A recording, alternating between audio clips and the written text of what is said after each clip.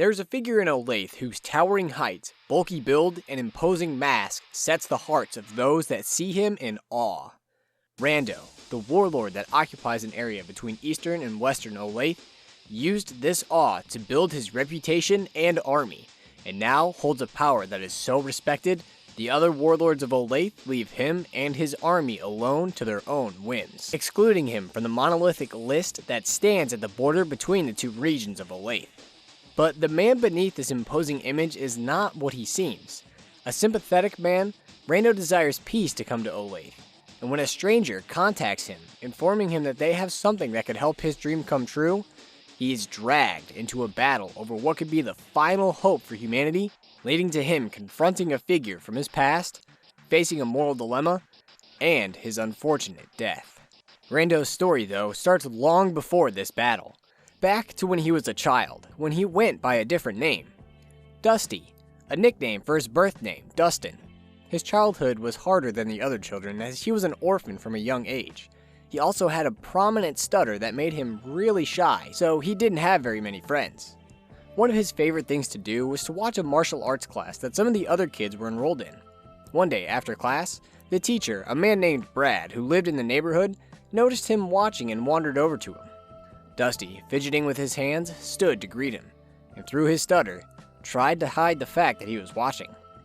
Brad told him it was okay that he was watching, and having seen him here a lot, offered him a spot to join the other kids. Dusty was excited at the prospect, but being an orphan with no money, admitted he couldn't pay for the class. After a moment of silence, Brad told him that was okay too.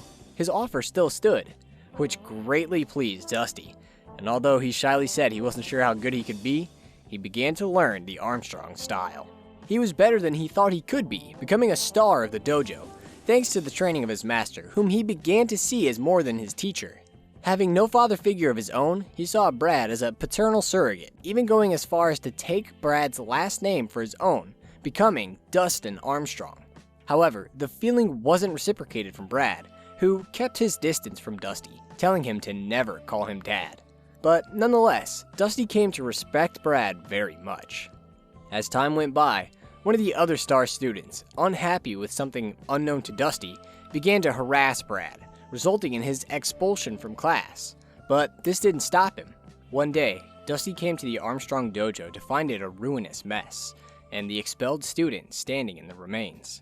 The student turned his wrath towards Dusty, and not being strong enough to fight back, Dusty was severely beaten. In a fit of cruelty, the boy drew forth a saw and mutilated Dusty's face, leaving it a bloody, disfigured mess, and left him alone in the ruins of the building. Brad arrived a short time later and found the lone Dusty sitting in a pool of his own blood. As his master approached, all Dusty could do was apologize for not being strong enough to fight back. Brad asked who was responsible for this, so Dusty told him about the student, about how crazy he was, stuttering about how he used a saw to... Brad turned from him. Dusty remembered something else about the attack. He heard the boy say, "This is for Lisa." Trying to understand what happened to him, Dusty probed Brad, asking him who Lisa was. He was answered with silence as his master coldly walked out of the building, leaving Dusty bloody and alone. Thinking he upset Brad, Dusty mumbled another apology to his father. The aftermath of this attack left Dusty's face scarred and disfigured. To spare others the sight or to hide away his shame, he began wearing masks to cover up his face, his favorite being a red skull mask that gave him an imposing look. Even though he now had no master, he continued training in the Armstrong style, and as the years passed, he became a fearsome fighter, an ability that helped him immensely following a mysterious event that struck Olathe. One day, seemingly out of nowhere, a bright white light flared over Olathe, turning its forests and fields into a desert, interrupting the day-night cycle, and most devastating of all, making all of the women disappear, leaving no way to birth more people. Due to the effects of this event, known afterwards as the Flash, hopelessness gripped the men that survived who were doomed to live out the rest of their lives marching their way to extinction. Any sense of government or regulation that used to keep the peace in Olathe vanished, and absent of any kind of authority, Pockets of the land fell under the control of men that exerted their influence over these areas, ruling them as warlords. One of these men was Dusty. His large size and muscular physique was awe-inspiring to some of the survivors of the Cataclysm, and seeing him as a symbol of strength, they rallied around him. This group of followers grew and grew as Dusty built an army of his own in the bleak wastelands of his homeland, and transformed from the meek orphan of his childhood into an intimidating warlord. To commemorate this transformation, Dusty adopted a new moniker, one that reflected the anonymity offered by his mask. He was now Rando, and with his army, he occupied the lands on the eastern border of western Olathe. Although Rando had the might of dozens of men at his command, he never spoke aloud to them, only whispering in the ears of his closest advisors. This only added to his mystery, and the men began to believe that their leader only spoke to those that he deemed worthy, further adding to his fierce image, and they grew to respect him even further. In truth, Rando never spoke aloud because he still had his soft stutter, and he didn't want to compromise his position, knowing that these men respected the strength that the image of Rando represented. He still needed their loyalty, as although the world around him had crumbled into anarchy and chaos, and the hopelessness of humanity had led to more cruelty, he still held on to a hope that peace could return to the land. It was something he had seen done with his own eyes. He had a friend, Thomas, also called Mr. Beautiful, that managed to create a village populated only with pacifists. There were people just as devout as he was to seeing peace return, and so Rando worked towards this goal for a number of years. But it wasn't until word of a very interesting rumor reached his ears that he saw an opportunity of true peace appear. A girl had been found in Olathe, meaning there could be a way for the human race to avoid extinction and live on. Rando knew if this was true, it could be the path towards restoring the world and bringing peace back to Olathe. With the strength of his army, he set out to try and find this girl, at times coming to odds with other men that opposed his goals, requiring him to live up to his ruthless image and perform atrocities in the hope it would bring this dream to life. It was after one of these massacres that something from his past came crashing back into his life. As the man lied in the puddle of blood, Rando recognized him as Brad Armstrong, the man he saw as his father all those years ago. An emotion began to well up inside of him. He walked over to one of his men and whispered an order in his ear as Brad stood, taking a defensive stance, expecting some type of retaliation for crashing into the warlord. Rando's henchman approached Brad and delivered Rando's message. Rando was sorry for destroying his bike, and to make up for it, he was going to give Brad all of their food rations. Seeing the man he saw as his father pulled him from Rando, his rough warlord persona, back to his childhood Dusty, and no matter what the world and Brad himself had put him through, he still harbored feelings for Brad. He went to leave, and as he did so, the emotion within bubbled to the surface, and tears began spilling from his face. Something Brad noticed as Rando walked past as he got in the truck and rode off, leaving Brad there in the desert. After this moment, a man came to Rando and said he knew where the girl, named Buddy, could be found, and so long as he got a promise that they would be taken care of, he would bring her to him. Rando eagerly agreed to this and sent several of his soldiers with the man to collect the girl. Having been gifted the opportunity he'd been waiting for, Rando, together with close friends of his named the Eunuchs, built 2 shacks atop a mountain on the western edge of eastern Olathe. With its inaccessibility and highly defensible position, it was a place they could hold the last girl on Earth to keep her safe and isolated from the viciousness of the world as she grew and had children, eventually leading to the restoration of the world and the return of peace to Olathe. Rando gathered his army and readied for the arrival of the girl, and it wasn't too long until she did arrive. Yet, alone, without any of the men that were to escort her back. Almost immediately after she arrived, a man approached, shirtless and desperate. It was none other than Brad Armstrong, Rando's adopted father. And when he saw the entire Rando army in front of him, Brad pulled Buddy to flee with him. but she defiantly charged through the ranks towards Rando, who stood at the rear. Before Brad could give chase, he was stopped by companions of his that had arrived to stop him. As Rando watched Brad, devoted to saving Buddy, kill his former friends, Buddy's small figure emerged from the last rows of his soldiers, and as he saw her face, something within him compelled him to speak.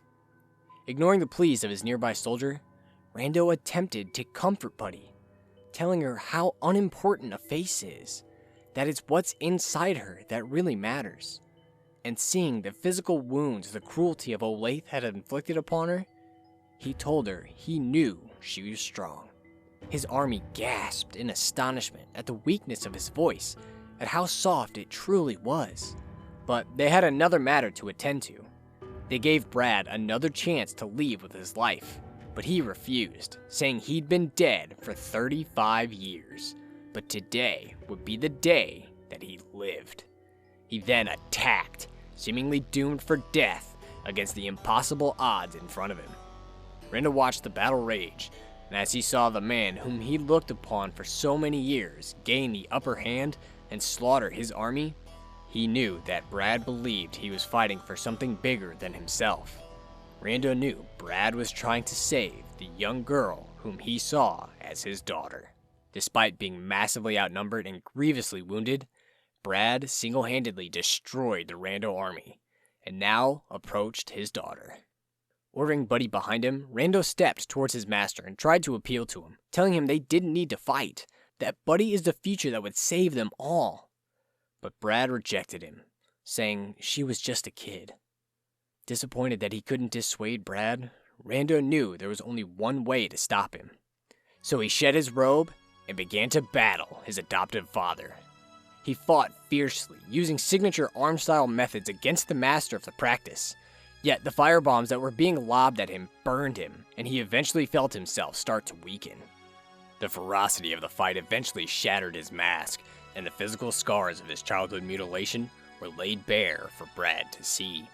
The exposure of his failings being revealed to the man he let down was shameful for Rando, and he began to cry. Yet Brad didn't let up. He continued fighting until Rando couldn't. Before consciousness left him, he chuckled as he stood in awe at Brad's fighting ability, and thanked him for everything he had done, then slumped over, defeated. But he wasn't dead. Waking a short time later, he attended to his injuries as best he could, threw his red skull mask back over his face, and wandered out looking for Buddy again. His search proved fruitful, as Buddy didn't get very far herself, but she had come upon a man named Bolo and his gang, who were going to capture her to use her as their sexual plaything. Rando screamed at them to stop. As he walked up to Buddy, he begged them to leave her alone. But Bolo, seeing a badly beat up and outnumbered Rando, felt confident that nothing would stop him. Rando whispered to Buddy that Bolo was right, that they needed to run, not fight, but they needed a window to do so. Just as he finished, a large joy mutant crushed one of Bolo's men and let out a low moan. Everyone turned to the mutant in surprise, and Rando saw their window open up, so he pushed Buddy to run as the mutant continued its rampage. Rando pulled Buddy into a small cave, where the two were going to wait the fighting outside. Having a moment alone, the two shared a short conversation together. They talked about Sticky, and about Brad. Rando, wanting to get Buddy to trust him, to believe in his vision of the world, took this moment to stress how important she was to the return of peace in Olathe, but said he would help bear the burden where he could. He asked her to put her faith in him, which, depending on how she felt, she chose to do or not do. The two heard the low moan of the mutant again, and Rando realized the time had come for them to move on. He told her he had some friends close by that could help, but before setting out, he gave Buddy a red skull mask for her to wear to conceal her identity, hoping it could keep them safe for the time being, and the two set out together. Rando led them eastwards, towards the sanctuary he set up with the eunuchs, which wasn't very far. As the two approached eastern Olathe, they drew upon the list, which stood as the border between the eastern and western lands, and Buddy stood in awe of the structure. She asked Rando for an explanation, so he told her the list numbered those that ruled the land from top to bottom. And when she inquired of his absence from it, he explained that he and his army were left alone. But now that she's here, things have changed. Rando noticed that Buddy seemed to be distant, so asked her if she was okay. She said she was, so the two continued on until reaching the base of their haven. Eager to be safe, they entered the nearby cave where Rando heard a familiar voice whisper in the darkness, but not soon after, he and Buddy were seized by unseen hands and knocked unconscious. He was pulled out of his unconsciousness by a voice waking him, and he finds himself on the floor of a shack, his wounds tended to, and 3 of the eunuchs smiling down at him. They expressed relief that he was okay, and tried to learn what happened to him after he set out, but Rando was only concerned with Buddy, asking if she was okay. The eunuch's mood changed, and they commended her ferocity, but that same fierceness led them to needing to knock her out and tie her up to bring her here. Rando's smile dropped to a distressing frown, hearing how the eunuchs were treating the future of the human race, and that's when they broke more news to him. Dale was dead. They had to kill him, in fact. They began to stammer out that something happened between him and Buddy while she was tied up, but Rando would hear no more. Concerned with Buddy's well-being, he tried to crawl to the neighboring shack to check on her. The eunuchs begged him to stop, to rest, since they needed him at his full strength, but Rando wouldn't listen, and he eventually passed out. When he came to, he was still on the floor of the shack, but the eunuchs were gone. Still concerned with Buddy, he dragged himself to the shack next door, and inside found Buddy standing over the corpses of 2 of the eunuchs, of those that were to help him keep Buddy safe. He heard Buddy say something about one of them getting away, but he was more concerned if they hurt her, and Buddy told him what the eunuchs told him before. Then he listened as Buddy explained that all people want to do with her is keep her locked up, in a cage, and how much she hates that. She walked over to one of the eunuchs and asked Rando if these were the friends he was talking about earlier. With her derision of containment still fresh in his head, Rando realized if he told her the truth, that he designed this place to hold her for the rest of her life, and that these men were working under his orders to fulfill that purpose, Buddy would never trust him, and he could lose his opportunity to rebuild peace in the land. So he lied to Buddy. He told her they weren't going to worry about his friends now. They were just going to worry about her from now on. She looked at him, mentioning how beat up he still was. She told him they were going to rest here until he was better, and then they were going to get to work. Rando asked her what she meant, but Buddy shushed him down, saying he just needed to rest. And rest he did. He didn't get back up to full strength, but he was able to stand now and still had his fearsome fighting power. When Buddy pulled him down to the base of the mountain, Rando asked what they were doing, and Buddy revealed a desire of hers that had welled up within her. With her strength, her fearlessness, her uniqueness, she wanted to climb to the top of the list and rule Olathe. This filled Rando with dread, and a short argument between the two waged as Rando tried to talk Buddy out of her ambition.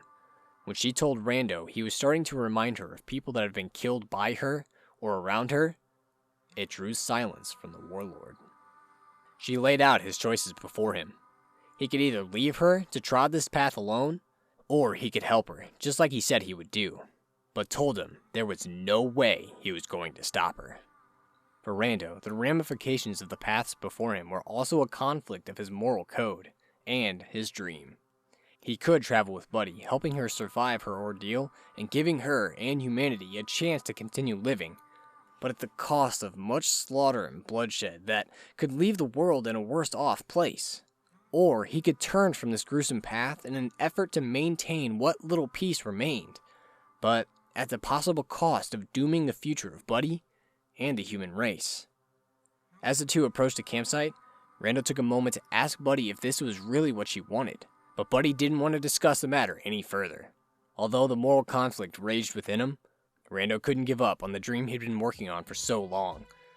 And with what he saw as only one path towards that dream in front of him, he concluded the end would justify the means, and he finally decided to join Buddy on her conquest of Olathe. But not without trying to dissuade her every step of the way, offering to take her somewhere to have a childhood like his after the duo killed Vega Van Dam, telling her that many people relied on the supplies that the main trafficker in eastern Olathe Lardy Hernandez moved through the land, people that would be without help now that he was dead. Trying to get her to spare the pacifists and their leader, his friend Mr. Beautiful, since they lived in peace in their beautiful village. Informing her of their familial connection, fondly reminiscing on some of the quirks their father had, and suggesting she listen to her older brother. But every attempt was rebuffed by the stubborn girl who was dedicated to achieving the goal she laid upon them. As she contributed to this path of violence, unease and doubt was welling up within Rando, and he began to question his path. One day, after crossing the name of another warlord off the list, the two came upon the campsite that had become familiar to them, where a fight had recently broken out. Corpses dotted the scene, and Rando was saddened to see the body of Bob, the final eunuch that got away from Buddy, pierced with weapons and covered in blood among them. Buddy recognized him as one of the kidnappers. When she derisively dismissed his death, all the doubt that had been simmering within Rando boiled over, and he called on Buddy to give up on the mission she'd assigned herself. Still believing in his dream, he told her she had the chance to give the world a future, and she shouldn't be killing people. She needed to create a world of peace. She responded by telling Rando that she does have power. Power that she was going to use to create her own world. One where no one would be able to control her again. Rando began stammering that he couldn't do this anymore, which led Buddy to justify these men's killings as the equivalent of how these men would have treated her. That if she didn't stand up for herself, they would do the same, or worse. Rando again tried to plead with her, but that caused Buddy to snap, and she screamed at him that she was too valuable to him and he would need to believe in her world if he wanted peace, or he could just end up like that piece of shit Brad. A tense silence followed those words. With his countless efforts rejected, Rando gave in and told Buddy to get some rest so they could get her to the top of the list. Her argument won, Buddy curled up and fell asleep. However, hearing that Buddy wouldn't turn from her path cemented Rando's own. He decided he couldn't assist Buddy with her bloody campaign any further. While his sister slept, Rando abandoned her, giving up on helping her achieve her goal, and by extension, his dream of peace. Rando made his way back towards Randoland, passing by the results of the violence he'd perpetuated by assisting Buddy, the exact antithesis of what he'd been working so hard to bring to life, something that was now never going to come true. With the loss of his purpose and the violation of his morals his deeds had brought him, he felt great sorrow fill his heart, and he listlessly wandered the wastelands of Olathe until a surprise attack by an opportunist knocked him unconscious. When he came to, he was wrapped up in barbed wire and suspended over a deep pit. As he felt his life force draining, he saw a small figure approach, which he recognized as his sister. Knowing the barbed wire wouldn't be able to hold him much longer, he began to tell Buddy the truth of their kidnapping. And then the barbed wire snapped. But he was saved from falling into the pit by Buddy, who grabbed the barbed wire and held him aloft. At that moment, Bolo appeared and revealed himself as the one that ambushed Rando and tied him up, all as a trap for Buddy. While Rando pressed Buddy to drop him to prevent Bolo from touching her, Bolo counted on Buddy to hold Rando up to eventually try to find a way to save him, freeing him to do whatever he wanted to her.